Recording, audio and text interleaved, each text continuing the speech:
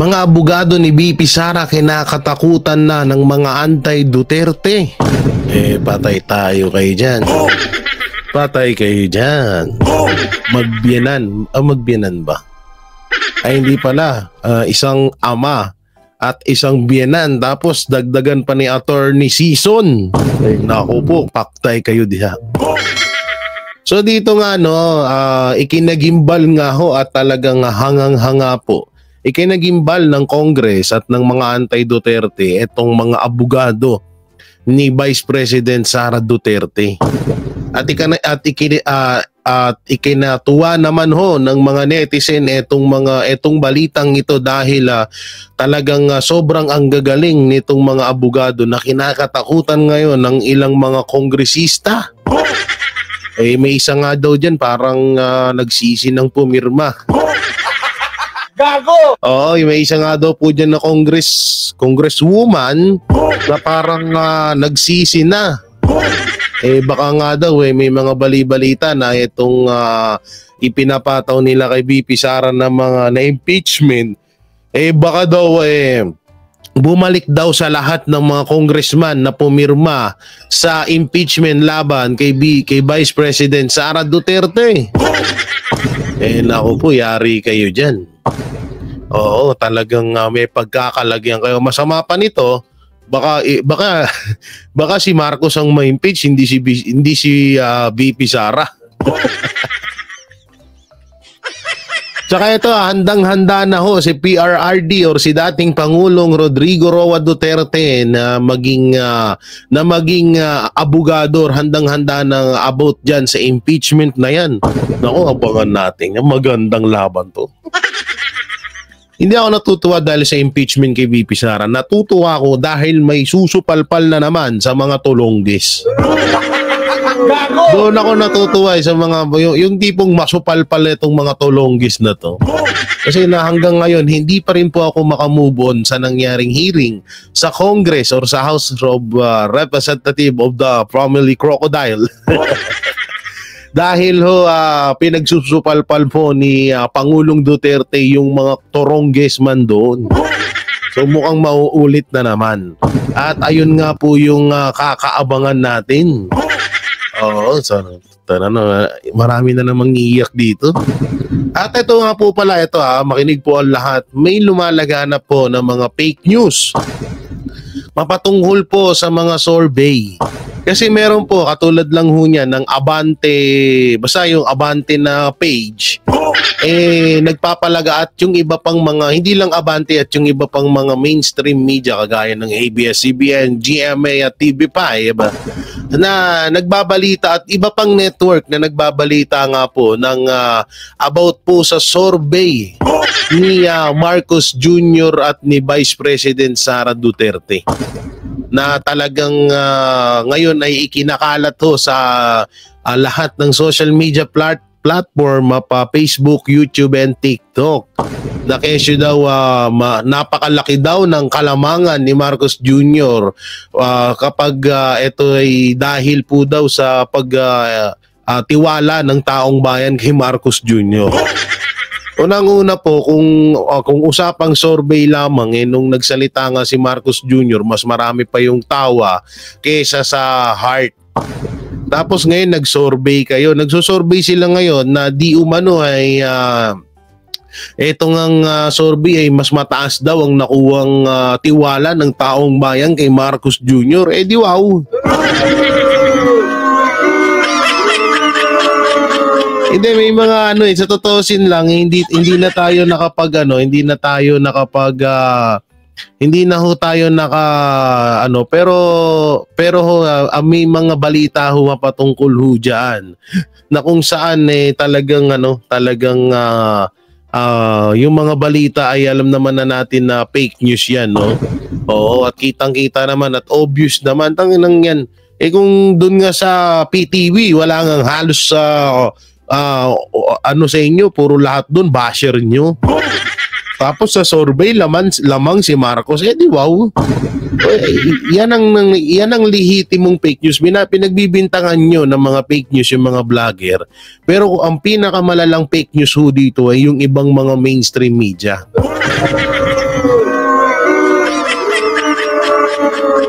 Ito ay tatype natin, PBBM lamang sa survey kay BP Sara. Tingnan natin. May lalabas dito.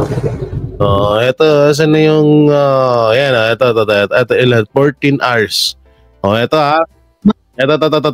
Panoorin mo natin to bago tayo pupunta. Tingnan nyo to ha. O, hindi ko naman sinasabing fake news ang UNTV ha. Pero yung sa mga Facebook na nagkakalat nga ho doon, sinakyan po ng mga mainstream media. Ang masama pa dito, ano tong Okta Research? Puta na, pangalan pa lang hindi na mapagkatiwalaan. Maraming Pilipino sumusuporta sa administrasyon ni Pangulong Ferdinand Marcos Jr. kaysa sa kampo ng mga Duterte. Ito ang lumabas sa pinakabagong survey ng Okta Research. Base sa tugon ng masa survey na isinagawa noong... Pro Marcos, 36%. Pro Duterte, 18%. Ano to? Neither pro Marcos nor pro Duterte, 26%. Do not repose, 12%. Ayan po yung sinasabi ko kanina. Bali ito po ay maituturing nyo hong fake news. Alam nyo ho ba kung bakit? Alam nyo po ba kung bakit fake news to? Anak ng teteng ba naman? Kahit naman saan nating tignan, kahit na lang sa halos lahat naman ng tao ho ngayon gumagamit ng social media, doon nga lang sa mga speech ni Marcos, talagang kitang-kita nyo na halos talagang pinuputakti siya ng bashing. Tsaka ano tong Okta Research na to? Anong klaseng research yan? Ngayon, ito po ay isang maliwanag na mind conditioning. Ito ay diversional tactic para kasi alam nyo, etong mga survey na to, sa tutusin dapat tanggalin na to. Wala namang kwenta yung survey na yan . Kasi kung matatandaan nyo, si dating Pangulong Duterte, laging kulelat sa survey. Pero nung nagkabutuhan na, yun na. Bumulusok na at naging presidente pa ng Pilipinas. Diba? So etong survey na to ito ay isa na namang mind conditioning sa mga Pilipino kasi hanggang ngayon may mga kababayan ho tayo na mga ganyan bumabase ho sila sa survey. Kung saan marami, doon sila. Pero alam ko naman kahit papaano ay iilan na lang yung mga ganyan mga kababayan natin na may pagka lost thread ang mga tornilyo sa utak. So ayan yun, ayun yung sinasabi kong fake news na kumuha daw ng 36%. Anak ng teteng, 36%? Gutom na kami dito. 36% yung mukha nyo. Grabe, no? Ang tindi ng ginagawa ng ang tindi ng ginagawa ng administrasyon. Para lang talaga makakuha sila ng para hindi nakakahiya. Hindi kasi nung mga nakaraang araw, sandamakmak nga pong kahihiyan ang inabot ni Marcos Jr. Kesyo wala na sa ayos yung kanyang mga pinagsasabi. So ngayon, siguro naaalarma sila na, siyempre, yung mga senators medyo kumakamot sa bunbunan nila ngayon dahil nga doon sa mga speech ni Marcos Jr. na wala sa hulog. So gumawa sila ng paraan para kahit papano makabawi-bawi. Gumawa sila ng paraan para makabawi-bawi at para masabi nila na gusto sila ng taong bayan. Okta Research, ngayon ko lang narinig yun wala akong tiwala dyan sa mga research na yan. So Okta Research Okta Survey na yan. Mas maganda pa rin yung live. Mag-live kayo laki-laki ng pera ng gobyerno mag-hire kayo ng hire nyo yung mga vlogger nyo. Paikutin nyo sa buong Pilipinas, naka-live. May dala-dala silang matindi-tinding internet. Magtanong-tanong sila sa bahay, lista nila. Live yun, ililista. Tingnan natin kung anong mapapala nyo dyan. Tingnan natin, hindi kayo mapahiya. O samantalang mapunta na nga tayo dito sa petisyon na inano ni BP Sara Duterte, naghain ng petisyon. Wait lang, asan yan? Naghain ng petisyon sa Korte Suprema kaugnay ng hinaharap na impeachment case. So ito po, pasok. Naghain ng petisyon si Vice President Sara Duterte sa Korte Suprema para questionin ang proseso ng Kamara sa impeachment at pigilan ang Senado na magsagawa ng paglilitis sa kanya. Kung matuloy man ang impeachment trial, kasama sa legal counsel ng bise ang kanyang ama na si dating Pangulong Rodrigo Duterte. Nasa frontline ng balitang yan, si Camille Samonte. Mga kababayan, Kinwestiyon ni Vice President Sara Duterte ang naging proseso ng Kamara sa impeachment laban sa kanya. Sa petisyong inihain niya sa Korte Suprema, hiniling ng bise na maglabas ng temporary restraining order at writ of preliminary injunction para pigilan ang Senado na isagawa ang impeachment trial sa kanya. Giit ng bise, paglabag sa saligang batas ang proseso ng impeachment sa Kamara dahil isang impeachment lang ang pwedeng ihain sa impeachable official sa loob ng 1 taon. Hindi rin daw agad na aksyonan ng Kamara ang naunang 3 impeachment complaint na inihain laban sa kanya. even as the Ito na yung kinakatakutan ng mga anti-Duterte at congressman na attorney. House has the exclusive power to initiate all cases of impeachment. Hindi po yun absolute. Bago mag-proceed, ang palagay ko dapat muna i-resolve yung question ng petition. Kabilang sa tatayong legal counsel ng bise ang kanyang ama na si dating Pangulong Rodrigo Duterte. Kaya na! Ngayon may 3 petisyong nakabinbin sa SC kaugnay ng impeachment ni VP Sara. Samantala, nakikipag-ugnayan na raw ang Senado sa Office of the Solicitor General para makapagkomento sa inihaing petisyon. Ayon kay Senate President Cheese Escudero, gagalangin nila anuman ang maging desisyon ng korte. Pero hanggat wala raw inilalabas na TRO ang SC, hindi sila magko-convene para sa paglilitis sa bise habang nakareses ang Kongreso. Nanindigan din siyang hindi sila magpapapressure at hindi mamadaliin ang impeachment proceedings. Marahil providential na hindi kami natuloy sa trial para wala nang pipigil o antala pa sa trial ng Senado na mga ganitong uri ng teknikalidad o issue na maaaring i-bring up ng nasasakdal na si VP Sara. Gusto ko lang maging maingat. Dahil may provision sa aming rules that the Senate President shall take proper order of the subject of impeachment. Pero pagtitiyak ni Escudero, oras na magbalik sesyon ng Senado sa June 2, tatalakayin na nila ang mga aamyendahan sa impeachment rules. Inihahanda na nga raw nila ang session hall kung saan gaganapin ang paglilitis. Naghahanap na rin sila ng supplier para sa robe na susuotin ng mga senador na uupo bilang hukom. Dahil naisampa na ang impeachment, may katiyakan na magkakaroon ng impeachment trial at kailangan itong paghandaan ng Senado. Hindi namin inaaksaya yung aming panahon bagaman recess. Nagbabalita. So yun na nga no. So yun na nga yung isa sa mga kinakatakutan ng mga anti-Duterte, lalo na itong Torongesman. Itong mga Torongesman. Mga Barapaker Crocodile. Baby Crocodile ni Tamba.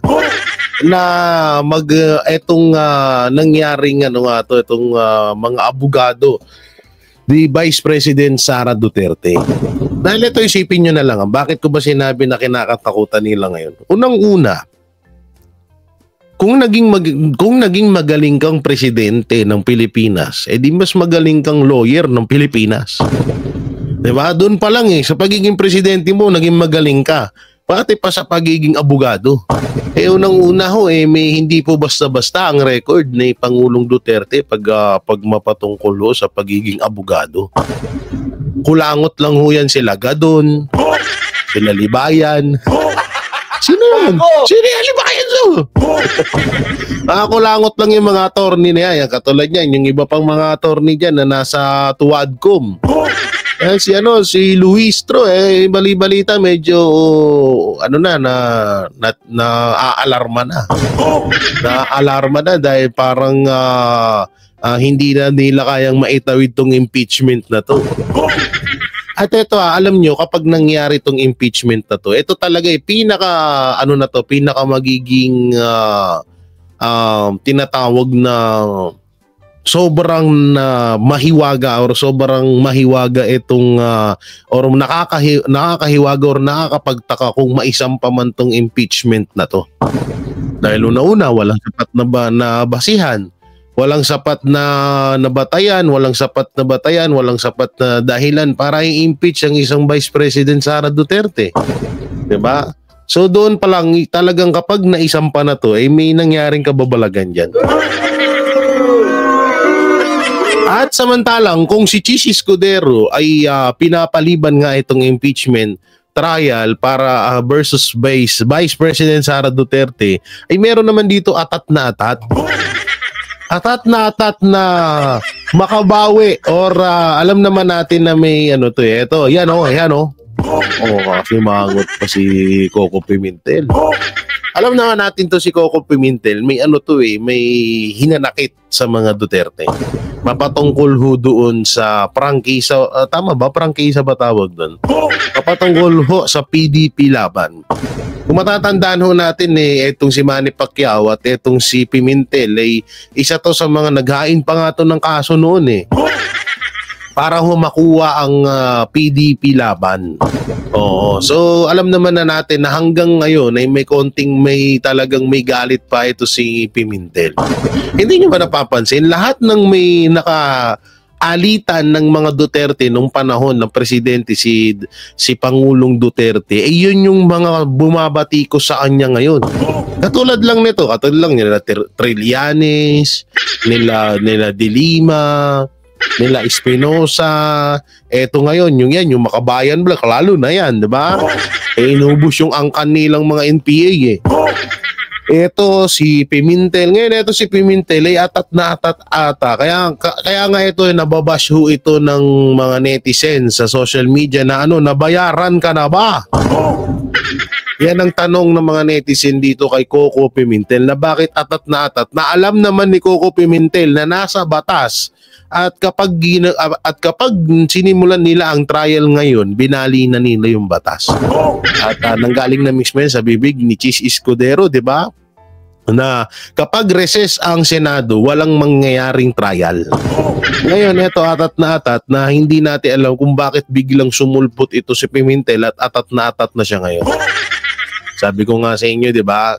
Di ba? Yung sinabi ng yung mga balita na may 150 million sa kada ulo ng mga congressman ay hindi rin malabong mangyari yun sa Senado. Biruin mo, ilang congressman yun? 240 mahigit. So bilangin niyo sa tig 150 million. Kung gawin nilang tig 250 million yung mga senador.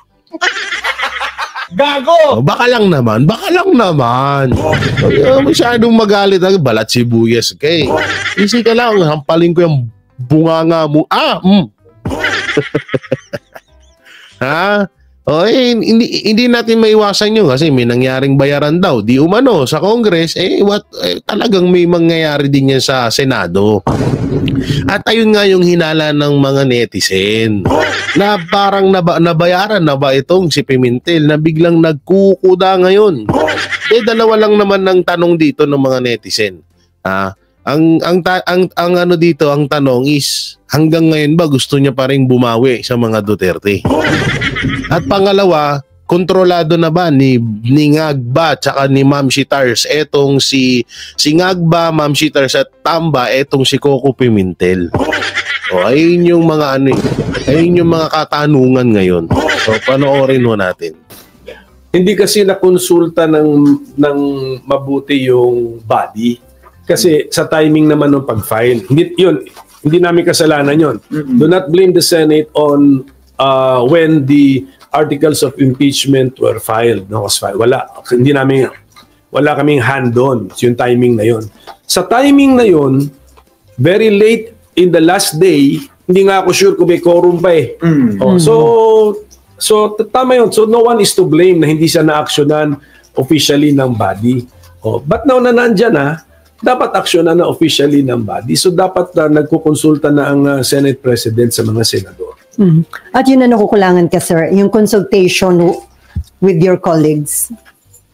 I'm sure baka nagkukonsulta nga siya, but baka nga the majority is backing up his timetable. Exactly my That's why point. that's why I am presenting an alternative point of view. Exactly my Na point, ito sir. ang tamang point of view. Is it a safe assumption that since kayo pa lang ang nagsasalita and si Senator Risa, the rest would tend to back the SP's SP. position? I'm not making that assumption, but posible, but I'm not making that assumption. So, ang maganda siguro gawin ng Senate President, magpatawag na po siya ng kahit caucus man lang. If you were Senate President now, is that what you would have done? Mag-caucus muna. It's not the official meeting of the Senate as a court. But caucus muna. Dapat, kasi naghiwalay na nung last day. Even before nag-adjourn, baka nga nagampanya na yung mga re-electionists. Wala na sila rito sa building. Sir, since pinupush niyo po yung idea na to, so do you have any proposed timetable? Paano hahatiin ng mga senador yung trial at yung kampanya? Kasi they... Isang tabi ang kampanya. Under the Priority ang impeachment. Isn't that a very big ask of your colleagues? That's part of the job description. So, in your case, sir, you're willing to sacrifice your campaign. Ganun, tignan mo ha, nung nasa abroad ako nung nag-declare ng martial law si President Duterte. Wait lang may narinig ako kanina. Willing to your sacrifice to your campaign. Wala namang kalaban niya si Coco. So, paano hindi na yan kailangan mangampanya? Sureball na yung panalo niya doon, 'di ba nga parang pinitisyon or tinanggal yung kalaban niya doon, nakalimutan ko, pero alam ko hindi niya na kailangan mangampanya dahil panalo na siya. You're willing to sacrifice your campaign. Ganun, tignan mo ha, nung nasa abroad ako nung nag-declare ng martial law si President Duterte. 5 hours pa lang ako dun sa bansang may official mission ako 5 hours pa lang, balik. Part of the job description because we have to convene after nag-declare ng martial law. Ganun talaga. So yung pala yung basehan ni Coco Pimentel. Yung pag-declare ng martial law ni President Duterte.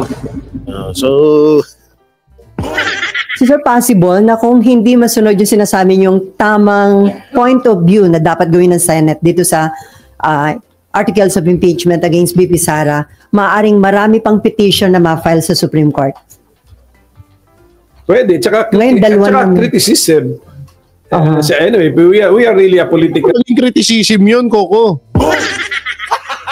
Gago! Portado. Criticism.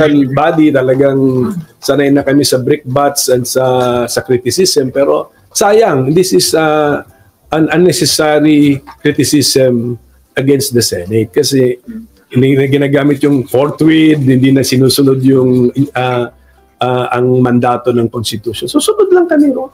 Ang dami naming time. Ibig sabihin, mali si Chis Escudero. Sino pa paniwalaan namin sa inyo? Ikaw ba o si Chis? Sabi ni Chis, wala, nasa konstitusyon na hindi dapat minamadali ang impeachment na yan. Tapos sasabihin mo, susunod. Tapos kay Pimentel, susunod lang kami sa konstitusyon. Ang dami naming time. Ang daming time mo kasi hindi ka nangangampanya. Nakaresist nga yung Senado Nakakaintindi ka ba? Pwede nga ngayong March March. Pwede na mag-start sa March. Pero sir, ang tanong, kasi may 3 petition na ngayon sa SC.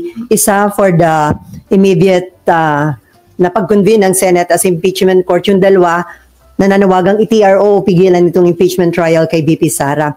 Ang tanong, meron bang jurisdiction ang Korte Suprema sa ganitong impeachment issue? Kasi sabi ni Senator, dating Senate President Franklin Drilon, parang hindi pwedeng i-touch ng Supreme Court yung ganitong... Hintayin natin yung ng decision ng Supreme Court. Pero meron pa kasing political question Open pa rin yung concept ng political question. Although lumiit daw yun.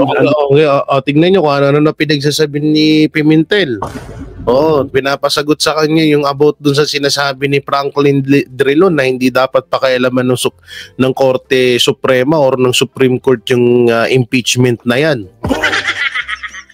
Doon nalalabuan ako doon kay Franklin Drilon. Tsaka yung mga nagsasabi ngayon ng mga congressman na dapat daw hindi daw pakialaman ng ng SC or ng Supreme Court ang impeachment trial or ang impeachment laban kay BP Sara Duterte. Sabi ko, sira ulo ba kayo? Gago! Ewan ko ba nakakaano lang na bakit parang pinapawalang parang wala na atang parang pinapawalang lakas ang Supreme Court. Ano to? Parang mas matimbang ang House of Representatives kaysa sa Supreme Court. Ganun ba 'yon? Ganun ba yung ganun ba yung gusto nyong iparating sa amin? Na mas matimbang mas may alam ang Congress kaysa sa Supreme Court? Na yung Congress nag-file ng impeachment tapos yung ini-impeach nag-file ng petisyon sa Supreme Court, sasabihin nyo hindi dapat pakialaman. Katarantaduan naman ho ata yun. O samantalang ito ang lahat sa kasagutan sa mga hayop na yan.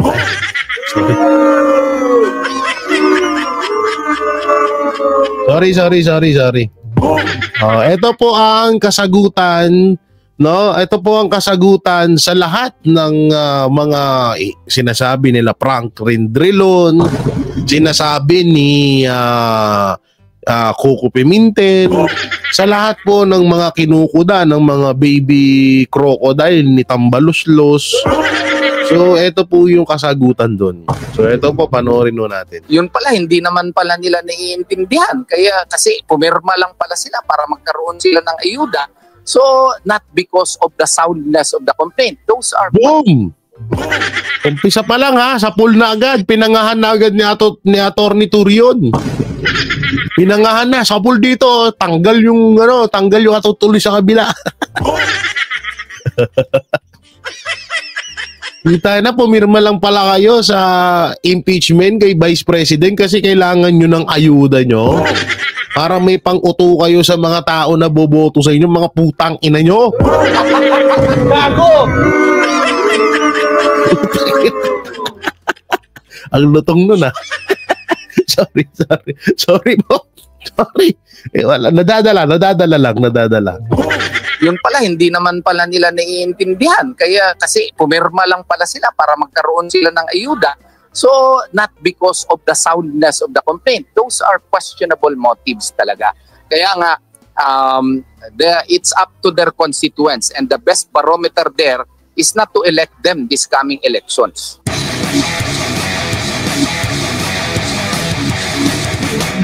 Yeah. When they have the 2/3 vote, akala nila kung 2/3 vote na, pwede na madaliin lahat. Wala na yung procedure on verification. Hindi po, kasi yung first phrase pa nga lang, in case the verified complaint or petition is supported by 1/3 of the... So there is therefore that requirement that the complaint itself must be verified. And what is the concept of verification under the rules? The concept of verification under the rules in Hyun Yang Park versus Yu Won Choi, a pleading may be verified in the following manner. One, may be based on one's own personal knowledge or based on authentic records or both as the circumstances may warrant. So therefore, this requires that the person who signs a pleading or a complaint must have personal knowledge, first-hand observation or experience as distinguished from a belief based on what someone else has said. So therefore, there is a stringent requirement. Stricto po na requirement na dapat meron siyang personal knowledge doon sa pinipirmahan nila. Nakikita naman natin yung mga congressman, congresswomen, alas 10 ng umaga, alas 11 ng umaga, na hindi pa nga nila alam kung ano yung subject matter doon sa caucus. So ito yung pinaka-ebidensya na may katotohanan nga yung nangyaring bayaran. Kasi isipin nyo saan ka nakakita, kagaya ng sinasabi ni Atty. Turion, na hindi nyo man lang muna pinag-aralan, hindi nyo muna man lang pinag-isipan or ikinonek yung pinapataw na mga kaso laban kay BP Sara Duterte para dyan sa impeachment na yan bago kayo pumirma. Diba? Ayun yung pinapaliwanag dito ni Atty. Turion. Na ano to, alas 10 nag-umpisa, alas 11 tapos na agad. Isang oras nyo lang talagang pinag-isipan yon. Ang pinakamasakit pa rito, yung 3 impeachment na isinampa kay Vice President Sara, kinancel, tas yung pang-4 yung isinulong. So ano nangyari dun sa 3? Bakit wala? Kaya nga dito talagang sobrang winawasak nga po at wawasakin ng mga abogado ni Vice President Sara Duterte itong mga hayop ng mga congressman na to. Hindi ko naman kayo nilalahat, no? Hindi ko kayo nilalahat. Pero yung lahat ng mga pumirma dyan, yan, mga putang ina nyo. Gago! Galit na galit kayo sa mura, di ba? Pag namumura kayo, galit na galit kayo, mga hayop kayo. Ngayon, tanggapin nyo lahat ng mura namin. Mura to ng buong Pilipinas, hindi lang ng sarili namin. And then if you note at 3:45 p.m. they already included the the 10, 11, 12, 1, 2, 3. 5 hours lang? Ang galing nyo naman. Hindi kasi Attorney Torion, baka yung iba bank transfer. Gago. Baka yung iba kasi bank transfer. Yung iba naman baka alam mo na mahirap internet sa House of Representatives. Hindi gumagana yung mga BDO. Hindi gumagana yung mga BPI. Kaya medyo kailangan medyo tumagal ng kahit 5 hours. Pero sabi ko nga sa inyo, tingnan niya kagaya ng sinabi ni Cheese Escudero. Ano ba tong nasa mata ko? Ba't lumalaki yan? Katulad lamang ng sinabi ni Cheese Escudero, kulang ang 3 buwan dito sa impeachment trial na to.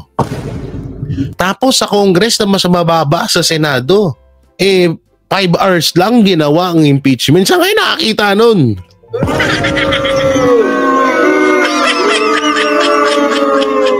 Pero gaya nga ng sinasabi namin noon, sabi nung kakilala namin na si Blank, hayaan nyo ang mga politiko na dagdagan yung kaso nilang kakaharapin kapag natapos na ang kanilang mga termino.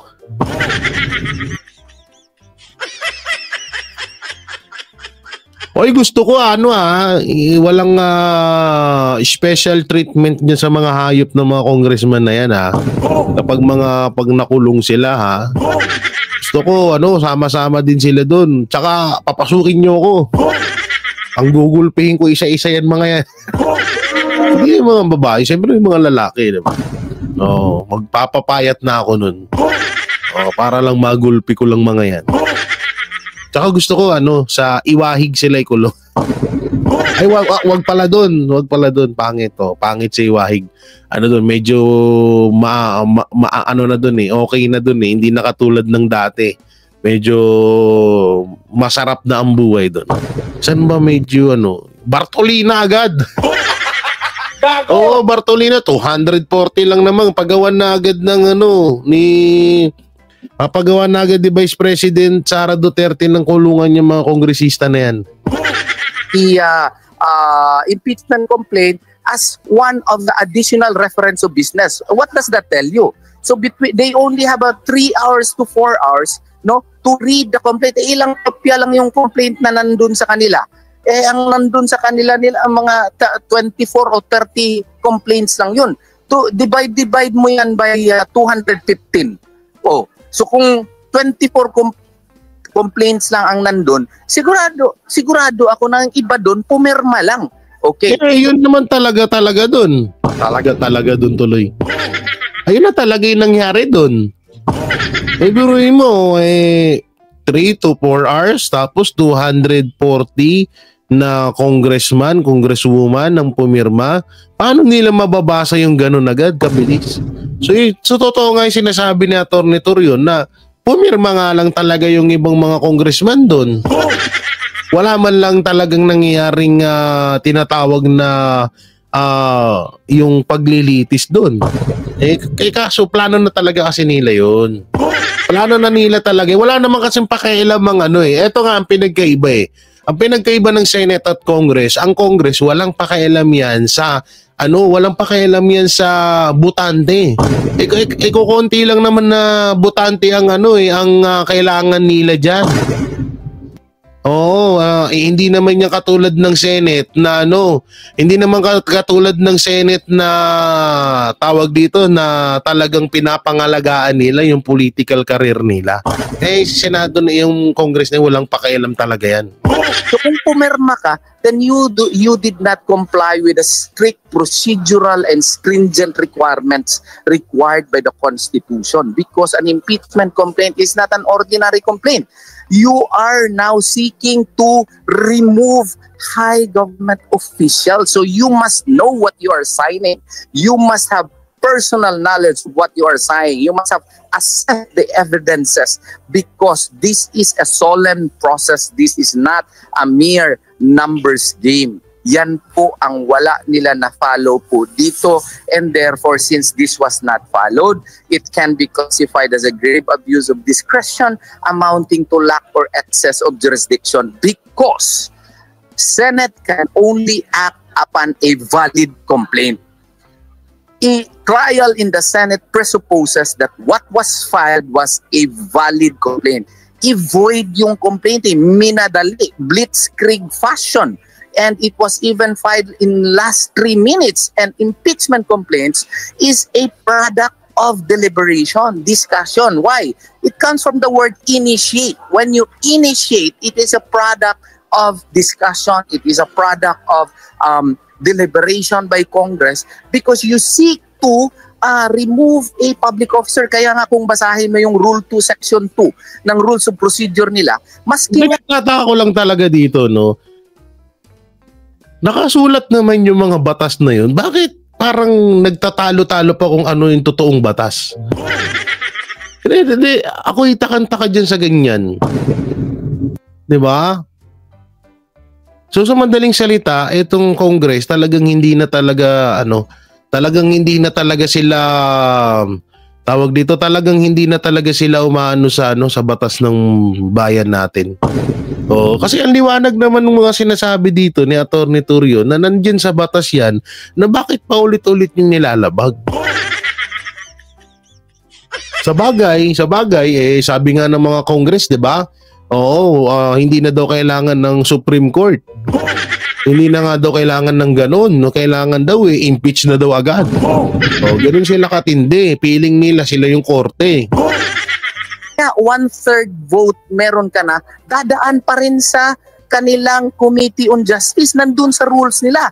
Tapos kung basahin mo sa Rule 2 Section 3 din, dapat yung first 3 complaints ay nirefer ka agad doon sa order of business within 10 session days, and then within 3 days doon sa Committee on Justice. Hindi naman nila finalo yun, kay para hindi mag-operate yung 1-year bar rule. So how can you say that there is no grave abuse of discretion? All these matters can be resolved by the Supreme Court only because the Senate has a limited jurisdiction. And what is the jurisdiction of the Senate? Only to try a valid complaint. Any and all questions beyond that which are not stated in the Constitution is subject to the jurisdiction of the Supreme Court as the final arbiter of the law as well as the Constitution. And ang linaw na, ang napakalinaw. Under the Constitution. Under ba? Wait lang Nasa stayed in Constitution is subject to the jurisdiction of the Supreme Court as the final arbiter of Supreme Court ang pinaka dito. Tapos ang sasabihin ng mga congressman parang baliwalain or parang mas ahid pa ang Congress kaysa sa Supreme Court. Anak ng teting na yan. Grabe talaga, Ang tindi ng mga buhayang to. Worst talaga, Kung may worst president tayo, may worst speaker, may worst congressman, at may worst senador din. Gago! Ano talaga talagang meron lahat no? Talagang pinunuan lahat Isipin nyo maigi, ang worst president si Marcos. Worst House Speaker in the Philippines si Martin Romualdez. Pinaka-worst senator si Risa Ontiveros. Sabayan mo pa kay Lito Lapid. Gago! Diba? Tapos pinaka-worst House Representative yung mga nakikita nyo ngayon, yung Tuadcom. Yung grupong boy attitude. Yung piling korte ang mga hayop. Gago! Galit na naman si Barber, binura na naman siya, tangina mo. Gago! Sabi ni Barber, pak yun, pak ka din. Gago! Alam niyo pag napapanood ko yun, tawang-tawa ako dun. Yung post ni, sino bang vlogger yun? No? Basta may post na gano'n sabi niya, pak ito. About daw kay Barbers yun. Sabi niya, pak ka din. Gina G ang putik. Gustong manakit, ha? Ganyan kasi, alam nyo, kung noon naman ay mga sinuportahan namin. Si Barber, sinuportahan din natin to, di ba? Sinuportahan natin yan dahil okay naman wala naman siyang problema noon Tatay niya, napakagaling na congressman. Napakagaling na diba? Wala tayong naibanat sa tatay niyan. So, nung naging congressman din siya, ganun din. Wala tayong doon, wala tayong nasasabi sa kanya. Sa halip nga, pinalakpakan pa nga natin siya noon dahil isa siya sa mga congressman na nagsasabing i-extend pa ang termino ni dating Pangulong Rodrigo Roa Duterte dahil napakaganda ng nangyaring war on drugs sa Pilipinas. Tapos ngayon bigla kayong naging ganyan na parang kung umasta kayo para na kayong mga korte. Para kayo ang korte sa Pilipinas. Kaya nga may Supreme Court, di ba? Anong silbi ng Supreme Court? Di tanggalin na yung Supreme Court na yan, ipalit nyo dyan, House of Representative na. Mas magaling pa kayo sa Supreme Court mas gusto nyo iparating sa amin na paniwalaan namin ng Congress kaysa sa Supreme Court. May isa pang young guns dyan na sabi na bakit hindi kayo umatin sa hearing? Bakit pumunta kayo agad sa Supreme Court? Gago ka pala, Supreme Court yun Bakit? Supreme Court ka ba? Congressman ka lang, tanga. Gago! Ano nang itong mga to, na-high blood nyo ako Gugutom na ako. So yun mga banateros, mga kabiyaya, ano pong maikokomento nyo dito? Naku po, kakaabangan talaga ho natin etong mangyayaring harapan. Kung sakali ho, sana may may live telecast tuloy. May live etong gaganaping trial dito sa impeachment kay BP Sara Duterte. So abangan natin yan. At abangan din natin ang pagdurog ng Team Duterte or ng mga abogado ni Vice President Sara Duterte laban dito sa mga anti-Duterte na gustong pabagsakin ang mga Duterte.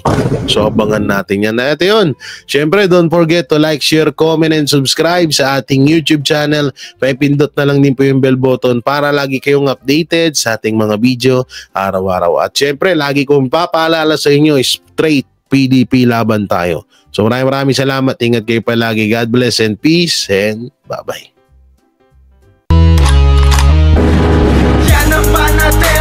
Walang inuurungan. Pag tama palakpakan, pag mali ay babanatan. Yan ang Banateros, boses ng ordinaryong Pilipino. Banateros ay walang makakaawan. Walang inuurungan, Banateros ay tinutulungan.